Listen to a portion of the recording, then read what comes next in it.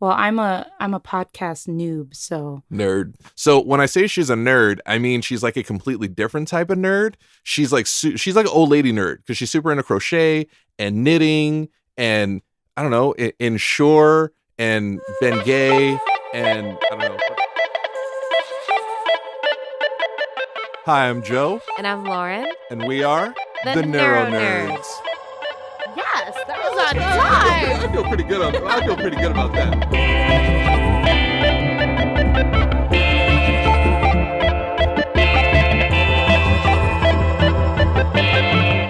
NeuroNerds. All right, fellow NeuroNerds, we have a special guest host for today. Since my NeuroNerd co-host Lauren, the Incredible NeuroNerd, is on vacation and in Spain. I think she's in Spain. She's like travel. She's halfway around the world. So I was trying to figure out how to move forward with the show without like my hella nerdy co-host. So I got the closest thing to that with the hella nerdy, my significant other, Felice. hi. This is my Pepper Potts. This is my Agent Carter. This is my Selena Kyle. I was about to say that. Right? I was about to say Selena Kyle. Well, because not just Selena Kyle. There's also this is my Talia al Ghul.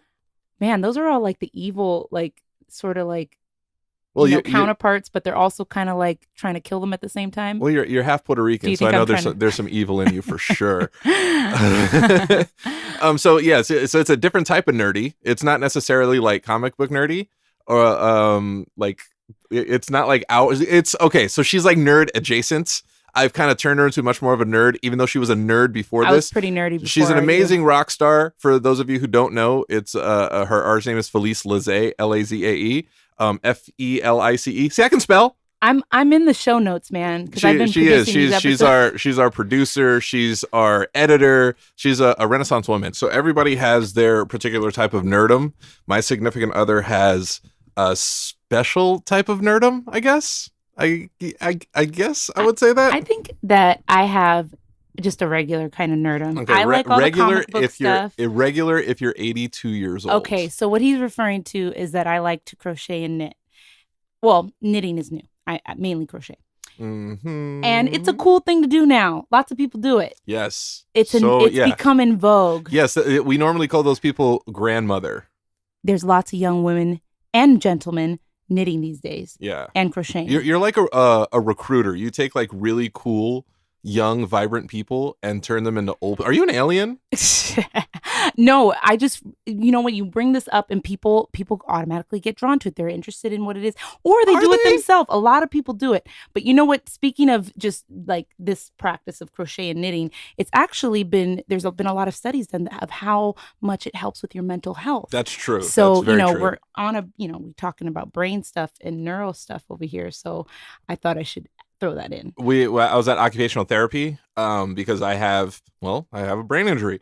So like to kind of get like my cognitive function going again, like we tried briefly to do arm knitting where you like you take something over your arm. I don't even know how to do that. I don't. And you kind of like arm knit, and I arm knitted. I like knitted maybe like 5 like rungs or something like that. It didn't quite work out. It didn't really work out. Yeah. It's kind of like me playing guitar. My ears, my mind, and my hands just didn't work like that.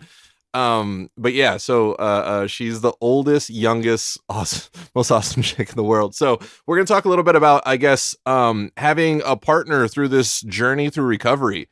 Like I said, like to bring it into the nerdum, like when Tony Stark, when he almost died.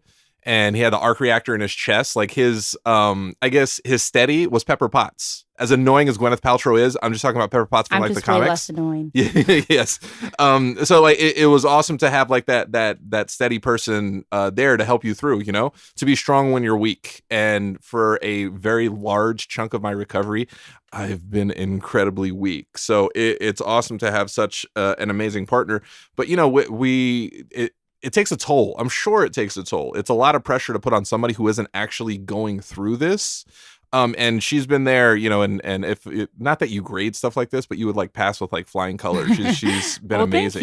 Thank you. I appreciate that. Well, I think that when something like this happens to somebody that you love, this is a time where you don't shrink, but you step up to the challenge And a lot of people, it was weird to me because as we were going through this whole thing, there were people who say like, "Oh wow, that's so wonderful that you stayed with him," and I thought that was so bizarre to say that, but apparently that happens. A lot of circumstances like this happen where, you know, a husband or wife gets a disease or an accident, and their partner just takes off. And I didn't even really consider that until like I went through this myself, and people were like, "Oh, that's awesome." Yeah, you stayed with them.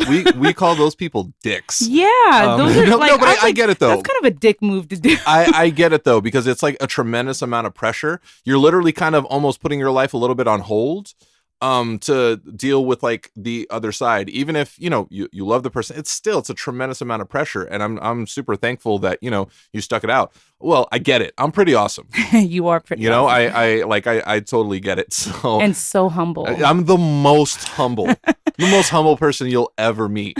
So it makes me amazing. But yeah, so I mean, like for me, like, so I feel the opposite. And I think that there's a lot of wonderful partners. You feel like that I'm not awesome? There. No, I mean about sticking it. Oh, okay, I didn't feel like I had to stick it through. I knew that couldn't be it because clearly I'm awesome. I felt like this was the time to step up and be a really good supportive partner, because, you know, that's what partners do. You've been there for me through thick and thin, you know, the thin part, that's where we were. Hey, that's how I describe pre-stroke and post-stroke Joe. Thick, then thin. Seeing as how I'm down like 30 plus pounds. He's pretty svelte. I am. Svelte. Svelte? You know, I'm lean. My sexiness increased by like 0.2%. Because I was already I was up there. Well, when Lauren was saying that she was going out of town, I thought we should do an episode like this because we just had a You So Rock feature of Jamie Sorensen. Oh, she was amazing. She's amazing. And her husband Nick, and how the whole article was about her as his caregiver and support system. So I just thought it'd be great for us to talk about like that whole experience. Yeah, Sorensens, if you guys are listening, you guys are awesome. You guys do so rock. You guys do so rock.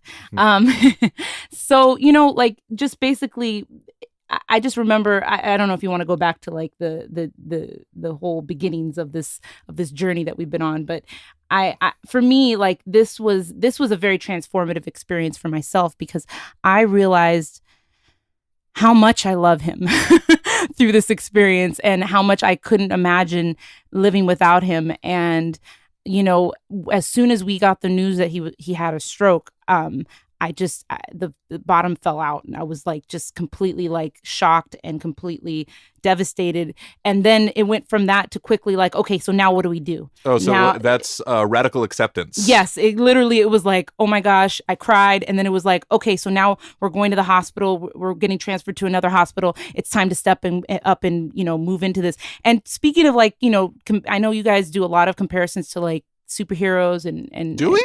Yeah. I listen to every single episode. Well, you edit it. I would hope so. You know, I felt that. I felt that like heroes calling, like that superhero calling, like it's time for me to like, you know, jump into action. Did you hear the music too? Yes, I'd heard that in my head. That's awesome. So, you know, like as soon as we got to the ICU and the hospital that he ended up being at for the beginnings of his care, I immediately was like, okay, I can't focus on the feeling sorry for myself because I have someone else here that depends on me. And that's what the focus has to be. The focus has to be on him. So I immediately went into caregiver mode and I've never been in that position before. And it was amazing to just feel the transformation because like I all my whole focus, everything in me just changed to, okay, what do we need to do to make sure that he survives and gets out of here, and then he he gets the best chance at recovering.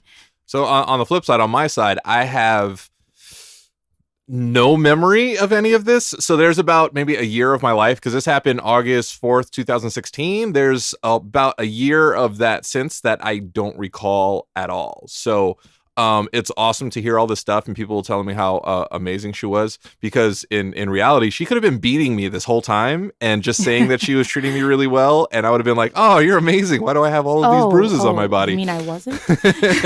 So it was great to have a partner in this, somebody that you can trust and somebody who is really like pulling for you, and I know there's a lot of caregivers, caretakers, family members, friends who are helping other survivors out there, and you guys are amazing, all of us survivors are so thankful for you.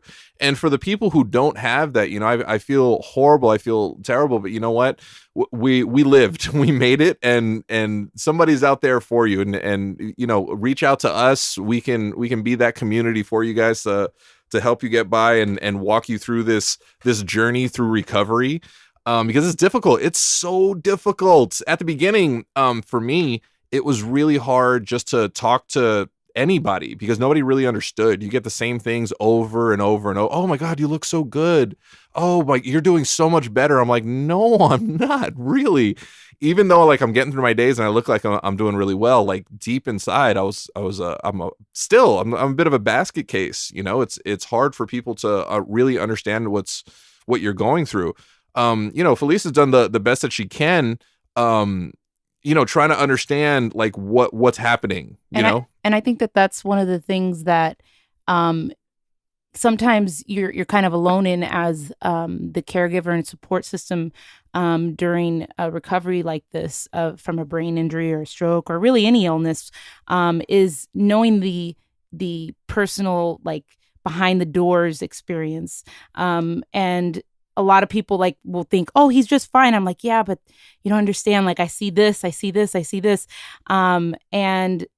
sometimes that can feel a little bit lonely, like on the caregiver side too, because, I guess that's why they have support groups for that as well. But because we're seeing, okay, yeah, I know he's walking normally, but there's things that are just only somebody who's very close to you can really recognize. And those are kind of the things. But even now, like I just had a conversation with you the other day about how like, I know that you've gotten a lot better, but even I forget sometimes that there are still deficits that you're experiencing, because just because you look good from the outside doesn't mean that there's not things going on the inside. Well, let's just make it clear. I've always looked good from the outside. Again, the most humble person you'll ever meet. So no, that was an awesome moment for me because I'm doing.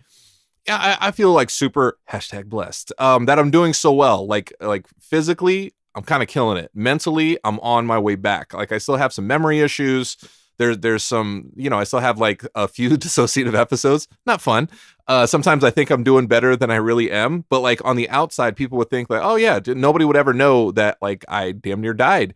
So it was nice that, Felice was actually, hey, she said, I forget sometimes because I came home. I don't remember what it was. Again, memory. Mm-hmm. And I just laid down. I just went immediately to the bed and I curled up like in a little ball and I just kind of laid down. I don't know. Maybe I just looked crazy exhausted.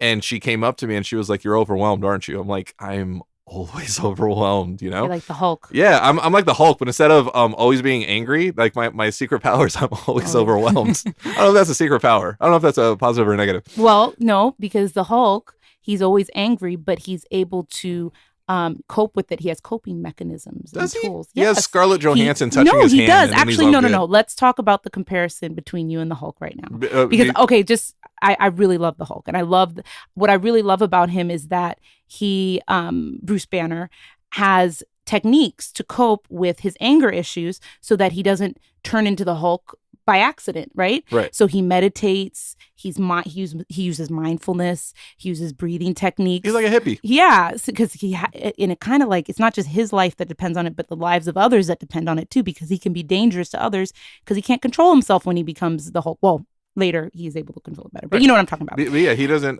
turn into a big rage monster. Exactly. So with you, it's not about that's a superpower, because it's not his superpower. Well, it is his superpower that he's angry, but it's not necessarily a great thing, the anger issues that he has. And for you, like with the getting overwhelmed, that is something that you have to cope with. That is your little like trigger to you turning into the Hulk. Yeah. And so you found Except my Hulk isn't a giant rage monster. It's a ball of anxiety, stress, and depression. but the difference between now and before your stroke is night and day, because you had some of these same issues beforehand. Maybe not the getting overwhelmed, but the anxiety and getting depressed and all those things as well. But now post stroke, you've made it a point and a mission to learn how to better cope and better manage your mental health, which is I have just been so amazed and proud and just thankful to see this transformation in you. I told you I was awesome. It's been a beautiful it's been a beautiful I'm all trying to be serious here and compliment him. It's been a beautiful transformation. And so for you have actually taken on a lot of the same techniques that the Hulk took on to cope with his anger. Yeah, anytime I get like super crazy, I have you like rub my hand and say it's time. What did she say? It's time to go home. Oh wait! Oh, it's the sun is getting low. The sun's getting low. Hey, big guy, the sun is. We're talking about Black Widow on the Avengers movies when she's like trying to help the Hulk. Yeah, because that's definitely not in the comics. That's not in the comics, right? Nope. So it's definitely not in the terrible Ang Lee Hulk movie with what is it? Bloated, fat, lime green Hulk. Yeah, and really bad. Not CGI. I can't say CGI. Oh yeah, because we have a guy who does this. Practical effects? No, not practical effects. Visual effects. Yes. Yes. I don't know. CGI is the wrong word to use, guys. Just yeah. Anyway, he takes offense. I digress. We're getting off. He's a nerd. It's what we do. So like some of your coping mechanisms that you've brought into play since the stroke has been meditation. Joe's meditated. How many days in a row now? Amazing. 609. I think 609 days in a row as of today. Yeah, kind of killing it. I mean, killing it so much that before the stroke. Wait, I shouldn't use kill and stroke in the same sentence. He's mastering it. No, not. I'm gonna say killing it. He's killing it so much that before the stroke, I was meditating intermittently, like I wasn't disciplined with it.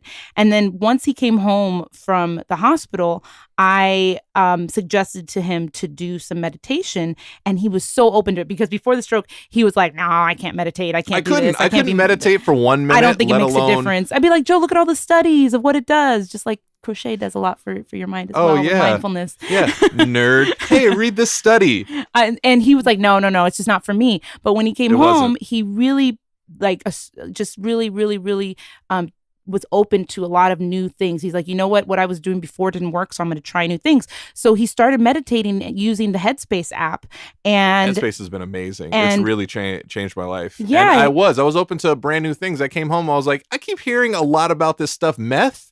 Is it? Yeah, I think I want to try all these new things. Joe hasn't done any meth since his stroke or before his stroke. His stroke was not caused by drugs. We'll get into that part of the recovery process in the hospital. We'll just remind me to come back to cocaine and heroin and meth later in this. You can't say that. And then people are gonna be, wait, was he doing cocaine in the hospital? Fine. Was he doing meth? Okay, so here it is. Joe. Wait, hold on. So as you can tell, I'm kind of an idiot.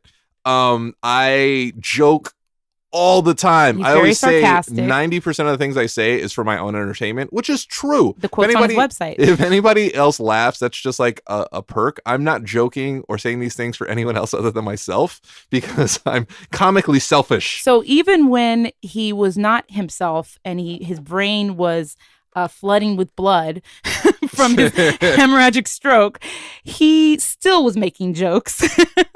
And actually probably even more so, because he couldn't control it as much. So I joked a lot about cocaine. I've never done drugs in my life. I don't do drugs. I smoked a little bit of weed, but that's not drugs. It's legal now.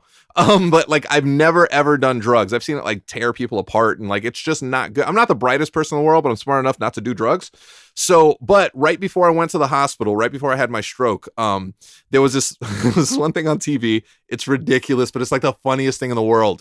Like, it was Powerball. Powerball's like that big lottery. It was like $500 million. And there was like a bunch of people getting their tickets at a store. And there was a local news lady, and she was like interviewing people saying, what would you do with the money? And what would you do with this? And there was this one dude, and he just looked like he just looked like bad news. He just looked like he was going to say something uncomfortable. And so she's like, oh, sir, if you won the jackpot, what would you do? And he just turns around, dead face, looks at her in her eyes and said, get a bunch of cocaine at hookers.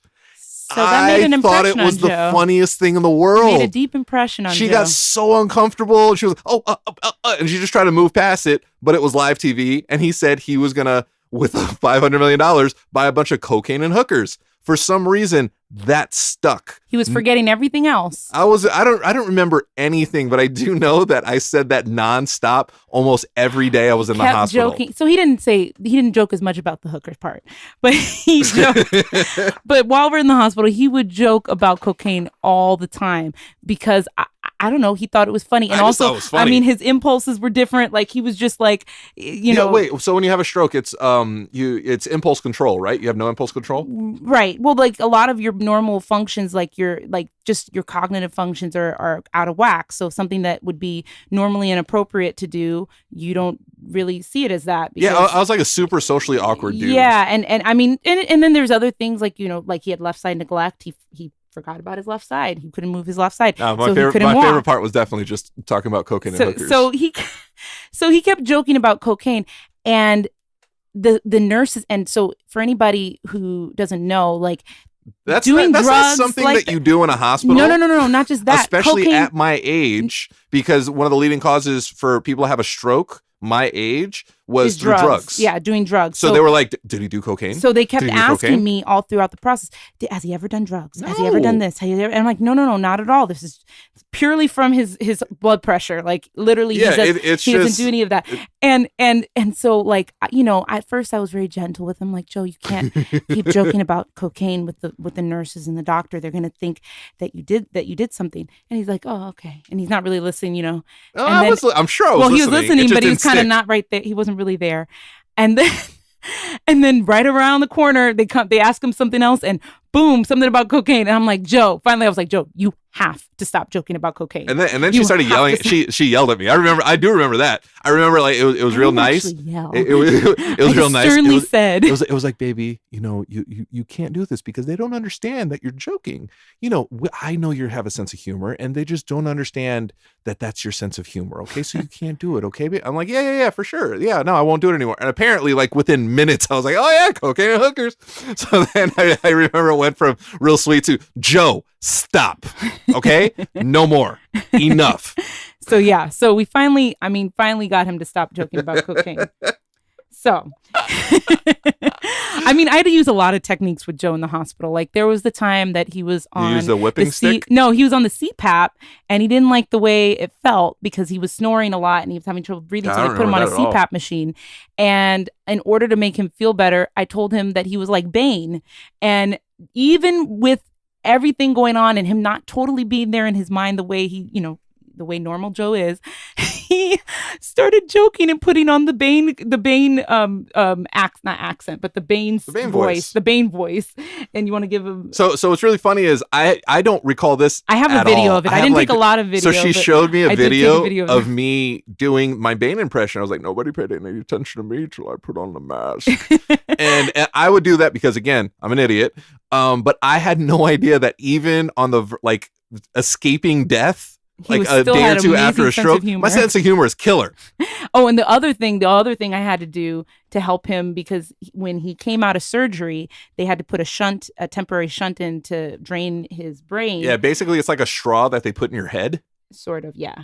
And it's the easiest way to describe it. Yeah, it's the best way to describe it. So when that happened, he was very confused because, again, he's still like the pressure in his brain wasn't balanced. And so he was still like having all kinds of issues cognitively.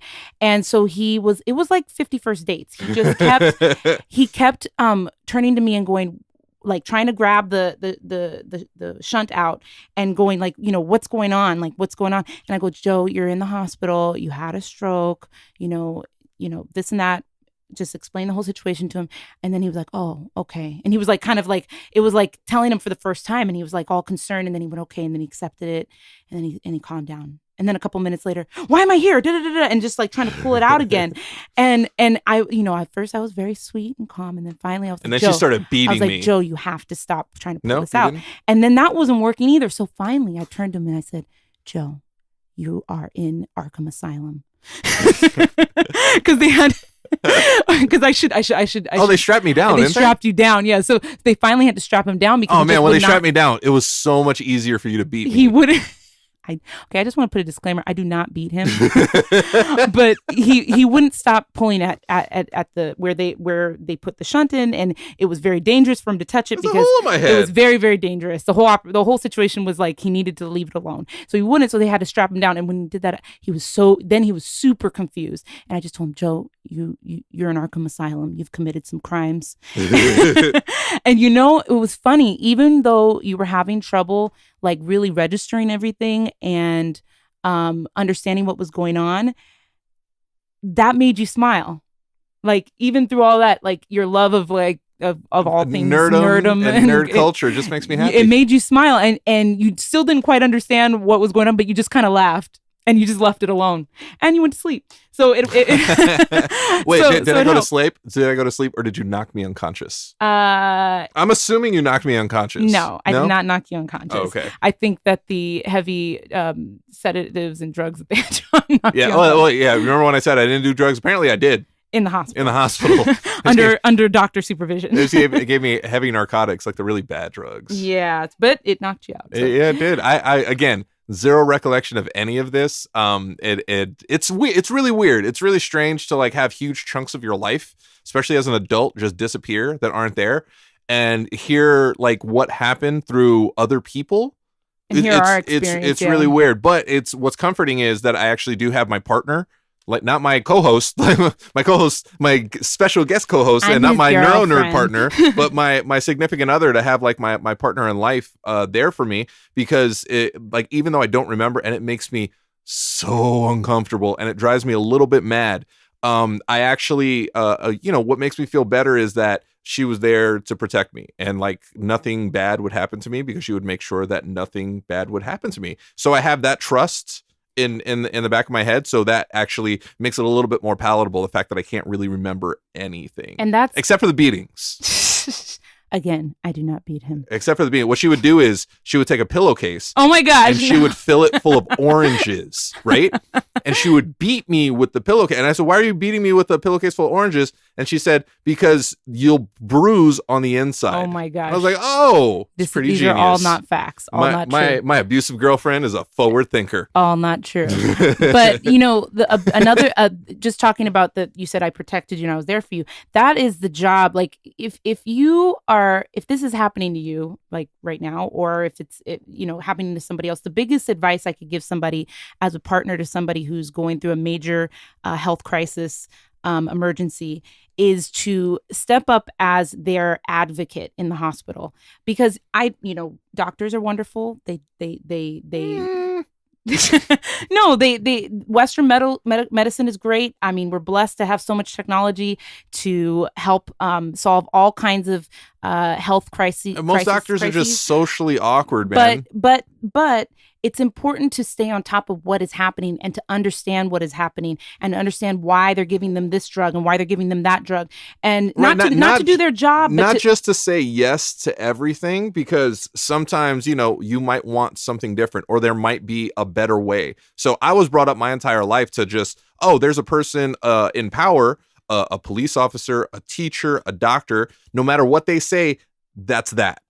That just don't question it. Just accept it, no matter what it is, even if it makes you uncomfortable. They're in a position of power, so they're correct. So like I grew up that way. Felice didn't. I grew up the opposite. Goodness. I was raised by a bunch of hippies. No, I'm just kidding. My parents weren't. No, they weren't hippies. They were yogis. They were like yogis. They were into like meditation. They were into like kombucha before like kombucha was a thing. And all that stuff, but they were definitely very much into alternative health, and I'm very thankful for that, because I didn't grow up taking lots and lots of like antibiotics and things like that. So when I do get sick and I do need to take antibiotics, I respond very quickly to it. But but as for Joe, when I was in there, I was taught growing up, to ask questions, to always ask questions, and not to just just go with whatever the doctor's saying. And it's not that you shouldn't listen to the doctor, Right. but you should know why things are being done and know what your choices body, are. It's your life. It's, if there's a different way, or if you're not 100% sure what's happening or comfortable with what's happening, you should be able to ask a question. You should be able to say, hey, so what is this going to do? And hey, I heard about this. What about this? And, work with your doctors instead of just saying, well, the doctor just knows best. Because most of the time, I'm sure they do. But you can't just blindly say yes to everything, Right. And case in point, like not everybody reacts to everything the same way. Like Joe had a very adverse reaction to Norco. Woo! I had a bad reaction. Norco, not Narco. Norco. That's a totally different thing. Had an adverse reaction to Norco. Yeah, we'll get into that later on down the line, because that's a whole nother something. That's a whole nother episode. But so you have to ask, like, how much are you giving them? Why are you giving them this? And then ask what you're, start thinking about the plan moving forward. You have to stay in the moment and think about the survival and all that stuff in the moment, but you also have to think about the plan moving forward. And that was really, really, really important. And I think key to Joe's recovery and success in his recovery so far is that right away, I started asking questions about what's the next step. And a lot of people were like, you know what? Okay, so I'm going to get into two things here. One, just the part of just figuring out care, and then also the kind of the spiritual side of this as well. So number one, people kept telling me, you know what? You gotta prepare yourself, because it's going to be really, really, really hard. Joe is going to need a lot of care. You're going to need to raise money for him, and it's going to be a long, hard road ahead. And this is the spiritual side of this. I just, we had so many people praying for Joe, whether you're Christian, Muslim, Jewish, Buddhist, it doesn't matter. I believe that prayer is a universal thing, and it works. All the energy comes from the same spot. It definitely works, and it heals. And Joe had people from all different sorts of denominations praying for him, and it was incredible. And I really believe that was a key component of him recovering, because his recovery was like quite miraculous. Like I said earlier, I'm pretty awesome. Because I had friends that were nurses and doctors telling me it's going to be tough, and I just knew in my mind I was just steadfast. I was like, no, it isn't. It's going to be tough, but it's going to be okay. Right. I know that Joe's going to be okay, and actually, I know that this is a pivotal moment in his life, that this is going to change his life for the better. And I just took that mentality on right away after the initial shock of going, oh my gosh, I can't believe this is happening to us, to me, and I mean, not to me, to him and to us as a couple. Like this is happening, this big tragedy. And then I went, no, you know what? Everything happens for a reason. And Joe was on a negative path before his I was super depressed. I was mentally, super anxious. I was health-wise, he wasn't taking care of himself. No, not again, super depressed. So I knew that all this was part of a bigger plan, and this was happening for a reason. So with that said, I was ready, and I was armed mentally to go in and figure out how we were going to move forward with this in a positive way.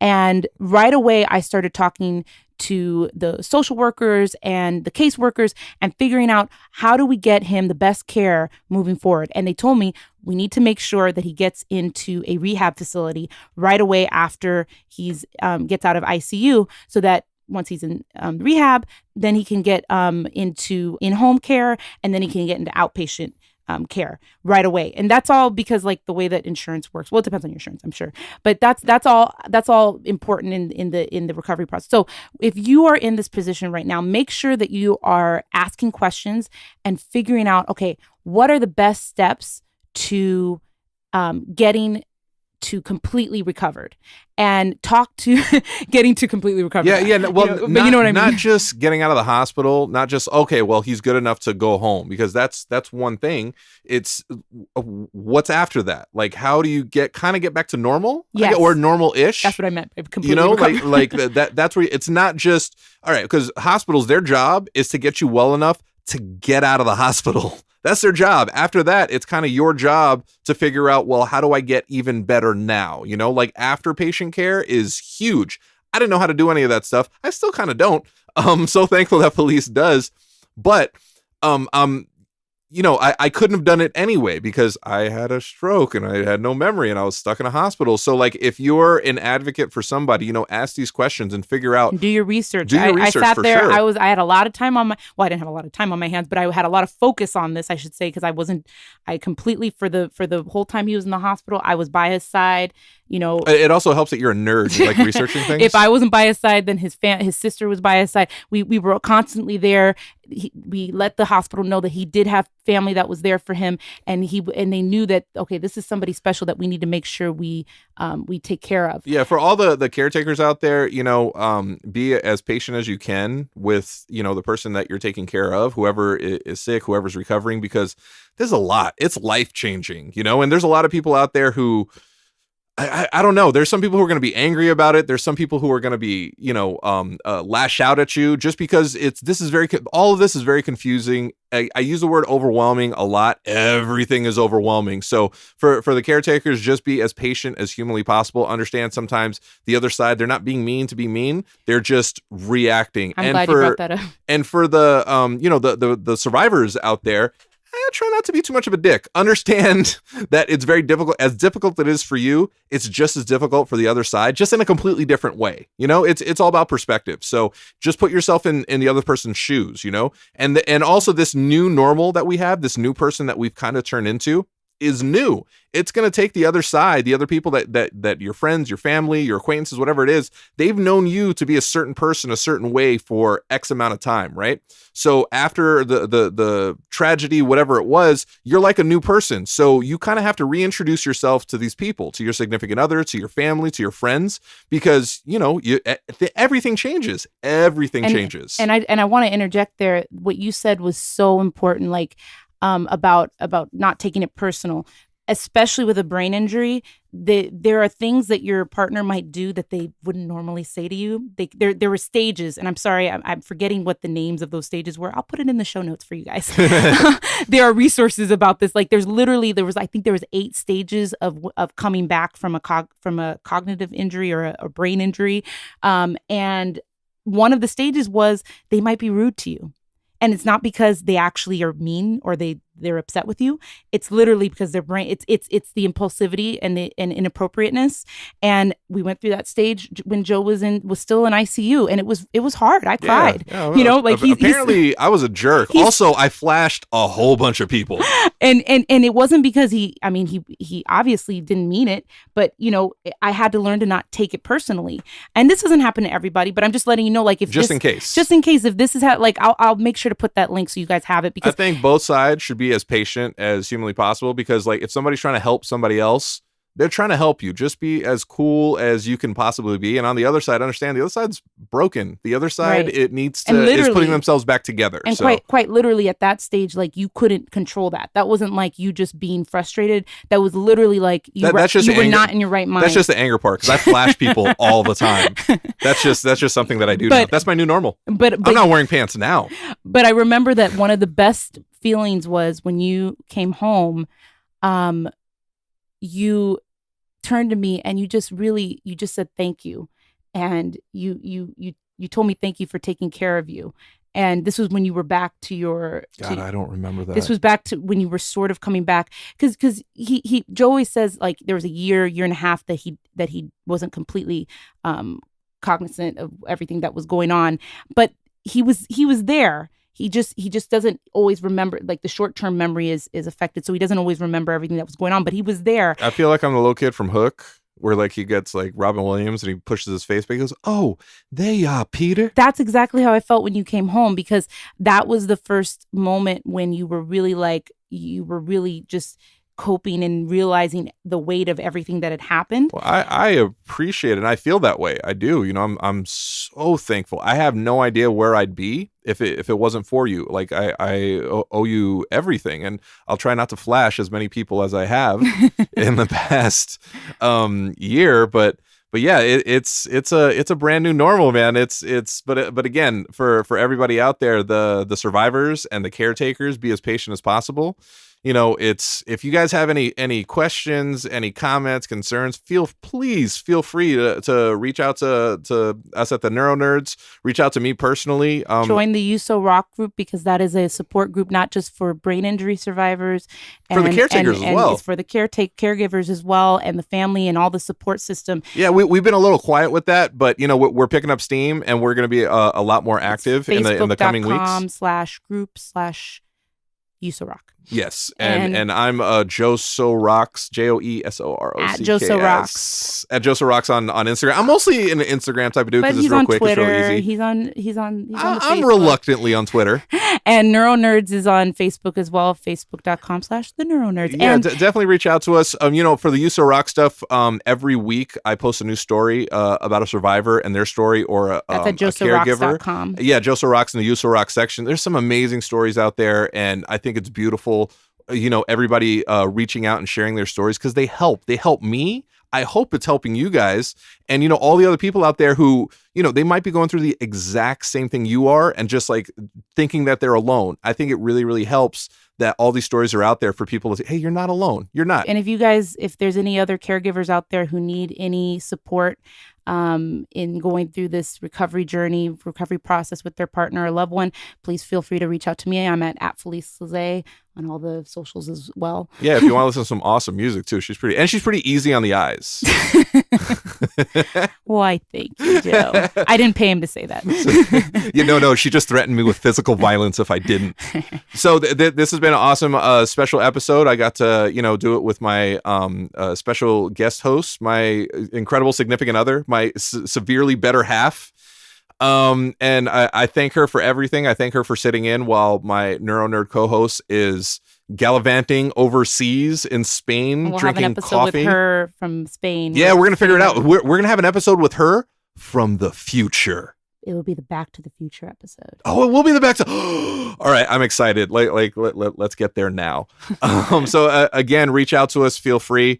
Let us know what you think. Share your stories. And as always, the NeuroNerds, we're here to help. Wait, what do you and Lauren do at the end? I have to do it with you. What? Oh, your NeuroNerds out? Oh, yeah. Okay. Oh, okay. We do it like the Wonder Twins? How do we do it? Wonder Twins power, activate, and then we bump fists. You guys can't see it, but we're bumping fists. So we're gonna say Wonder Twins or NeuroNerds? No, we're gonna say NeuroNerds. We're not Wonder Twins. Okay, I got you. We're not even twins. Yeah, that'd be weird. That would be weird. That would be wrong. What are we, that dude in Portland who was like, are you guys related? Nah, man, we're just Puerto Rican. Yeah. All right, so thank you guys for listening. Keep moving forward. The NeuroNerds are here to help. And NeuroNerds activate. Oh my God, just butchered.